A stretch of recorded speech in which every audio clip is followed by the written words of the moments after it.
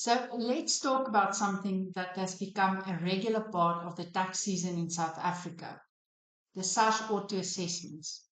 So have you ever received an email or an SMS from SARS telling you have been auto assessed?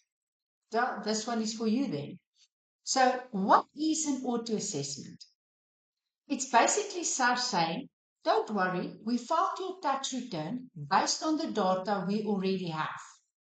And it's all part of SARS's digital strategy to simplify tax compliance, to make it easier. So they pull data from places like your employer, your RP5, the bank, your interest income, medical aid certificates, retirement annuity certificates, the interest and dividends from the different investment platforms, and they pre-fill your tax return for you. Based on this data, they calculate your tax and they send you the auto assessment. So this means you didn't file anything yet. SARS did the work for you. Now this is where people go wrong. They assume because SARS has issued something, it must be right. So if it looks right and everything is correct on your return, you do nothing. You're nothing. Your refund or tax liability will be processed automatically. But if something is missing or incorrect, you must submit your own return to replace the auto assessment before the 20th of October 2025.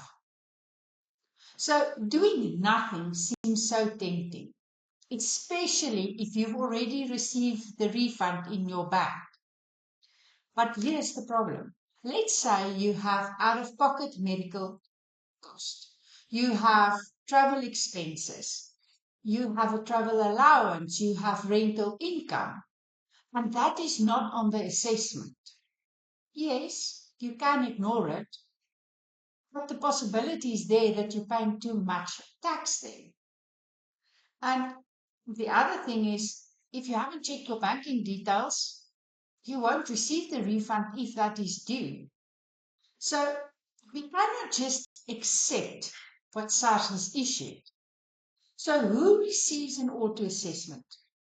It's generally salaried employees, people with passive income like interest and dividends, and those with data submitted via third parties being the medical aids, your employer, retirement funds. But if you, a sole proprietor, an independent contractor, you're earning rental income or capital gains, or you're a provisional taxpayer, you won't necessarily get an auto assessment. And if you do, please don't rely on it. So auto assessments aren't a bad thing. They're just not foolproof. And here's my tips. Don't assume SARS has all your data. Log into your e-filing and SARS app and double check what's being populated. And if something feels off, trust yourself. File a proper return. And please don't wait until the last minute. Before you correct anything, do it early so that there's enough time. Sometimes you need to get the third party involved. So it's important that you check it the moment you receive your notification. And before you accept an auto assessment, please make sure your banking and contact details are correct. You do want to receive the refund if it's due. So an auto assessment is convenient, but you as the taxpayer are still responsible for making sure it is correct. So if you're unsure whether or not to accept your auto assessment, please reach out and ask the question. And then if you know somebody that can use this content, please share it with them. And if you've got a question that you want me to answer in future, please leave it in the comments below and enjoy your day.